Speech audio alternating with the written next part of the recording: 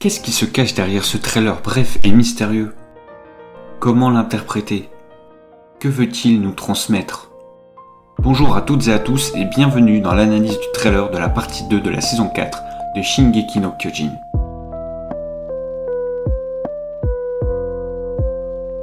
Tout d'abord, avant même d'analyser les mots de ce trailer, j'aimerais poser la question suivante. À qui ces mots s'adressent-ils?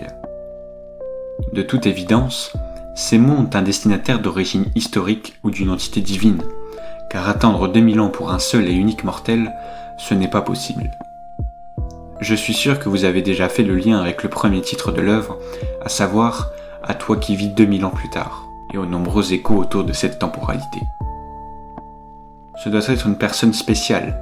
Ainsi, nous pourrions nous demander si ces mots seraient adressés au peuple eldien et Mar pour leurs souffrances respectives face aux titans depuis 2000 ans, ou à l'inverse, ces mots seraient adressés aux titans primordiaux, ou plus précisément à leur mémoire transmise depuis ces 2 siècles, à leur origine même. Ces 2 options sont plausibles, et autant cela pourrait être l'un des deux, comme les deux en même temps. Alors creusons un peu plus pour essayer de tomber sur l'unique théorie plausible. Nous avons maintenant des pistes. Ces mots pourraient être adressés à Eren, ou plus précisément à la mémoire du monde qu'il incarne à travers le titan originel. Est-ce qu'on parlerait de quelqu'un qui viendrait arrêter Eren de vouloir anéantir le monde avec le grand terrassement? Car on pourrait imaginer le titan originel soumis à une malédiction depuis 2000 ans. Tout ceci reste encore flou. Qui prononcerait ces paroles?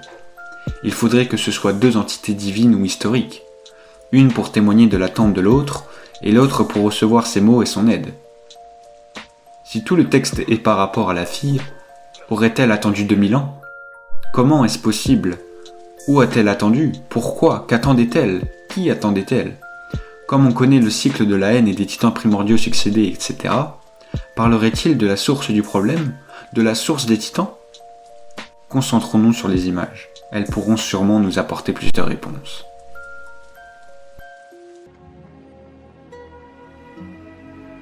En nous prêtant d'intérêt pour les images du trailer, nous pouvons voir dès les premières secondes la fille se noyer, les oiseaux agoniser et la fille être pointée du doigt. Pour moi, les premières images sont très claires. Elles métaphorisent la perte de liberté, la perte de contrôle. La fille se noie, les oiseaux meurent, elle étouffe, elle n'est plus libre. Mais cette fille est-elle réelle? Ne serait-elle pas elle-même l'allégorie de la souffrance titanesque des peuples eldiens et Mar depuis 2 siècles? Nous l'avions bien vu dans les songes de Sig alors qu'il agonisait. Et alors qu'il l'avait vu, un titan est apparu pour qu'il s'ouvre le ventre et mette le reste du corps de Sig à l'intérieur, un peu à l'image d'une mère. Mais alors, serait-ce vraiment de par la volonté de cette petite fille? A-t-elle réellement un lien avec ce qu'il s'était passé? J'aimerais revenir sur cette image. Que peut-on dire de ses doigts? Est-ce qu'il nous indiquerait que ces mots lui seraient adressés? Ou en serait-elle au contraire l'énonciatrice? Cette image apparaît au même moment que les mots « tu attendais, pas vrai ?» et je ne pense pas que ce soit dû au hasard. Pas dans SNK. Image suivante, nous voyons comme une colonne vertébrale, faisant penser à ce qu'on a vu dans l'ending, le sorte d'arbre lumineux, et ce qu'on voit dans la suite du trailer. Aurait-elle un lien avec ceci? Est-ce en lien avec les titans? C'est une image qui reste encore très mystérieuse. Nous revoyons ensuite les fleurs. Le cycle de la floraison ou de la fanaison. À l'image du cycle de la vie, ce symbole de boucle temporelle de la naissance et de la mort. C'est 2000 ans d'attente en somme. Puis tous ces fragments de souvenirs de l'histoire que l'on connaît, qu'on a vécu. Y aurait-il une volonté de nous montrer une importance quant à la temporalité? Aurions-nous oublié des choses? Serait-ce une représentation de la boucle temporelle que cette œuvre nous pousse à l'évoquer beaucoup de fois? Pour enfin finir sur cet arbre de lumière, qui nous fait penser à la sorte de colonne vertébrale au début du trailer. Quelqu'un se dresse devant elle. Sûrement Eren. Mais comment est-il arrivé là? Où est-ce? Quand sera-t-il ici? Car l'animé nous laisse sur la contre-attaque de Mar sur l'île de Paradis. Mais quelque chose me gêne. J'ai l'impression d'avoir déjà vu ces images.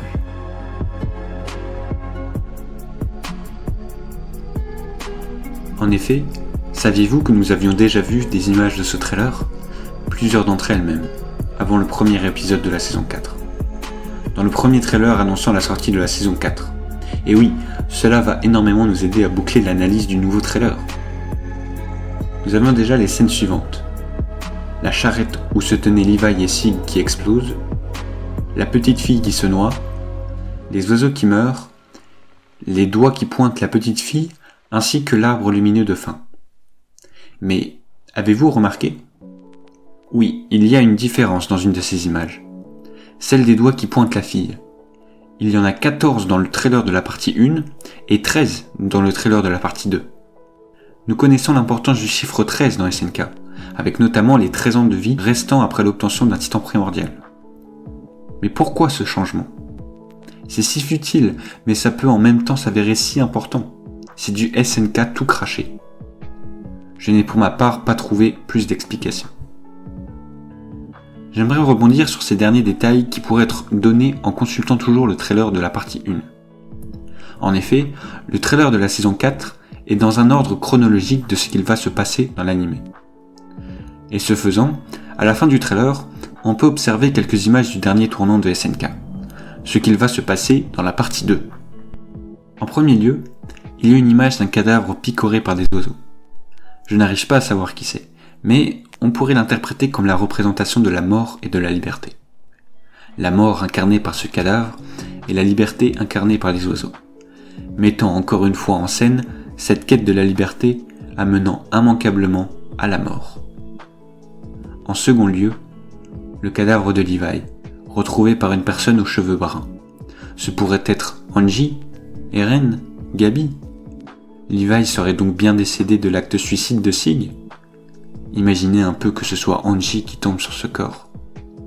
La scène serait d'une tristesse. Elle deviendrait alors la dernière des hautes figures du bataillon d'exploration. Finalement, je voudrais finir avec cette image. Je ne l'avais jamais vue nulle part ailleurs auparavant, ni dans l'anime, ni dans des vidéos de review ou autres. Je ne sais pas du tout ce que c'est, mais ça m'a fait penser à cette image-là. L'emblème que l'on voit au début de l'opening de la saison 2 de l'anime. Et je n'ai pas l'impression que ce soit la petite fille du trailer, elle n'y ressemble pas. En tout cas, je voulais la partager parce qu'elle m'a l'air tout de même importante. La partie 2 de la saison 4 de Shingeki no Kyojin sera l'ultime tournant de l'œuvre. L'achèvement de 12 ans d'écriture, d'obsession, de sacrifice, d'évolution de personnages, de course après la liberté. Concrétiser une œuvre extraordinaire ne se fera pas de façon ordinaire. Il faut une fin fidèle à son début, fidèle à SNK. Notre team regarde cette épopée dans un monde cruel, injuste et sans fin. Tout se terminera là où tout a commencé, avec toujours le même combat. Celui de récupérer l'originel pour les mares et celui de la quête de liberté pour les aliens. Sans compter les innombrables morts collatérales, la confrontation ultime d'une œuvre cruelle de similarité à notre monde, les guerres d'idéaux et de vérités divergentes.